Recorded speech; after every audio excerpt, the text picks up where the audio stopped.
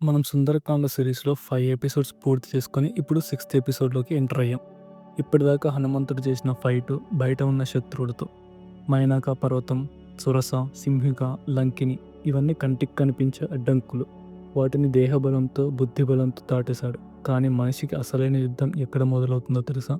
కంటికి కనిపించే శత్రువులు ఎవరు లేనప్పుడు, రిజల్ట్స్ కనబడకుండా పదే పదే ఫెయిల్ అవుతున్నప్పుడు, మనతో మనం చేసుకునే యుద్ధం.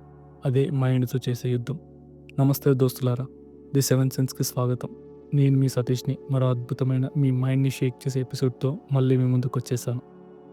లంకిని కొట్టి లంకలోకి అడుగుపెట్టిన హనుమంతుడికి ఎదురైన అతిపెద్ద శత్రువు ఎవరైనా ఉన్నారంటే అది రావణాసుడు కాదు, ఇంద్రజిత్తు కాదు. ఆ శత్రువు పేరు నిరాశ.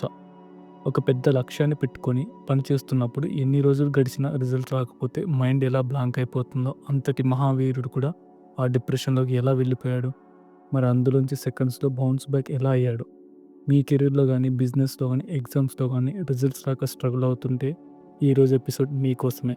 వీడియోని లాస్ట్ దాకా చూడండి. రాత్రి సమయం లంకలోకి ఒక చిన్న పిల్లి సైజులో అడుగుపెట్టాడు మన హనుమంతుడు. లంక నగరం అంటే మామూలుది కాదు. వందల కొద్ది వీధులు, వేల కొద్ది భవనాలు, ఒక్క ఇల్లు ఒక్కో కోటలాగా ఉంటుంది.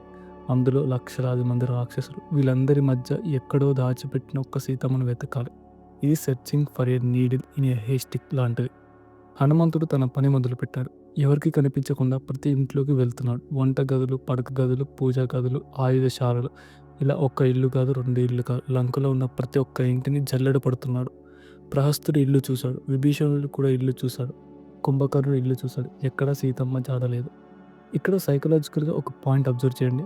మనం ఒక ఇంటర్వ్యూకి వెళ్తాం, రిజెక్ట్ అవుతాం. రెండో ఇంటర్వ్యూకి వెళ్తాం, మళ్ళీ రిజెక్ట్ అవుతాం. ఒక బిజినెస్ సైడే ట్రై చేస్తాం, ఫెయిల్ అవుతాం. ఇంకో ట్రై చేస్తాం, ఫెయిల్. ఇలా పదే పదే చేస్తున్న పనిలోనే ఫెయిల్యూర్ ఎదురవుతుందంటే మన మైండ్ నెమ్మదిగా అలసిపోవడం మొదలవుతుంది. దీన్నే బర్న్‌ఔట్ అంటారు. హనుమంతుడు కూడా లంకలో జరుగుతున్నది ఇదే. ఒక ఇల్లు, 10 ఇల్లు, 100 ఇల్లు వెతుకుతున్నాడు. కానీ ఆశించిన రిజల్ట్ మాత్రం రావడం లేదు. వెతుక్కుంటూ చివరకు లంకా నగరానికి మధ్యలో ఉన్న అత్యంత బ్రహ్మాండమైన భవనంలోకి ఎంటర్ అయ్యాడు. అదే రావణాసుడి అంతఃపురం. అందులో అడుగు పెట్టగానే హనుమంతుడికి కళ్ళు బైర్లు కమ్మాయి. ఎందుకంటే అక్కడ ఉన్న లగ్జరీ అలాంటిది. పుష్పక విమానం అక్కడుంది. ఆకాశాన్ని తాకే భవనాలు, ఎక్కడ చూసినా బంగారం, వజ్రాలతో చేసిన అలంకరణలు. ఇక రావణుడి పడక గదిలోకి వెళ్తే అక్కడ వేలాది మంది అందమైన వనితలు రకరకాల భంగిమలో నిద్రపోతున్నారు.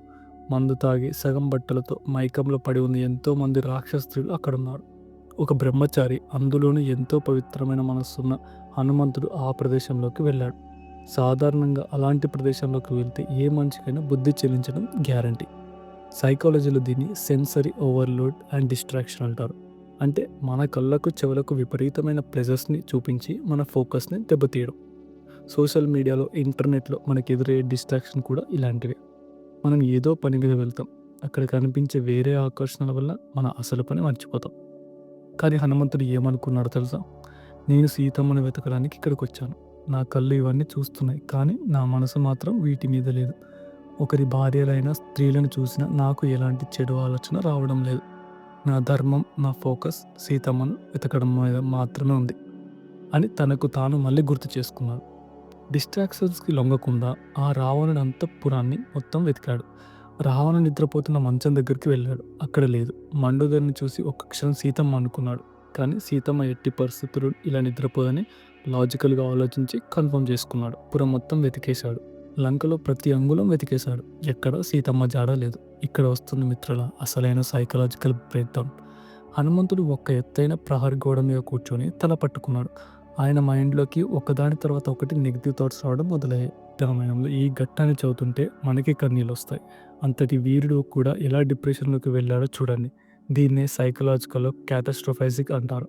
అంటే ఒక చిన్న నెగెటివ్ విషయాన్ని పట్టుకొని దాన్ని ఊహించుకుంటూ అతిపెద్ద వినాశనంలాగా ఫీల్ అవ్వడం. హనుమంతుడు ఏమనుకున్నాడు? అయ్యో! నేను లంక మొత్తం వెతికాను. సీతమ్మ లేదు. ఒకవేళ సీతమ్మను సముద్రం దాటిస్తూ ఉన్నప్పుడు రావణుడు పొరపాటున కింద పడేశాడా? లేదా సీతమ్మను ఈ రాక్షసులు చూసి భయంతో గుండాగి చనిపోయిందా? లేదా రావణాసురుడు ఆమెను చంపేసి తిన్నాడా?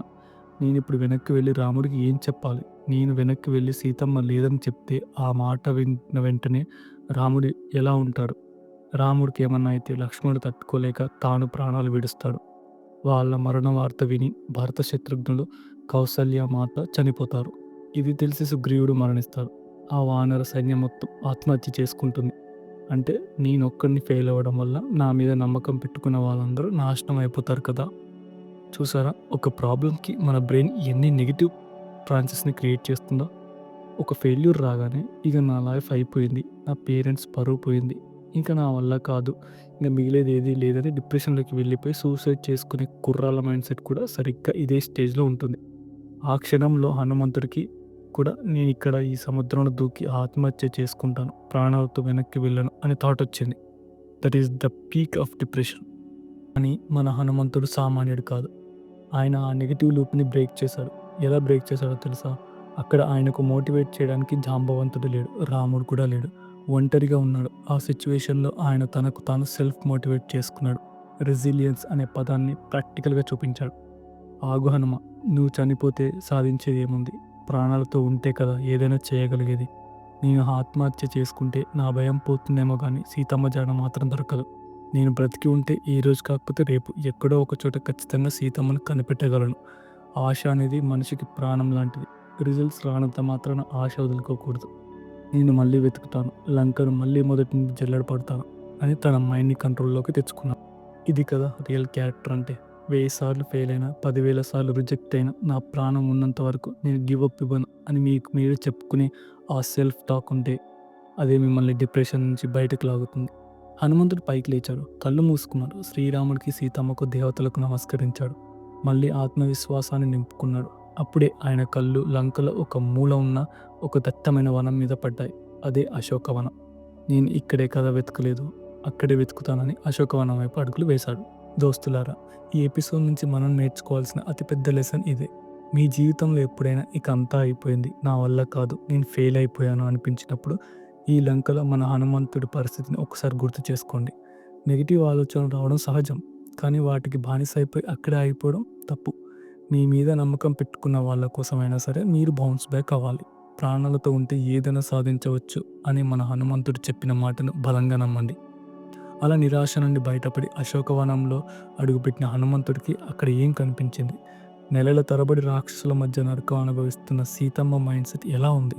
అసలు రావణుడు వచ్చి బెదిరిస్తున్నప్పుడు సీతమ్మ గడ్డిపోచుని ఎందుకు అడ్డు పెట్టుకుంది? దీని వెనుక ఉన్న మైండ్ బ్లోయింగ్ సైకాలజీ ఏంటి?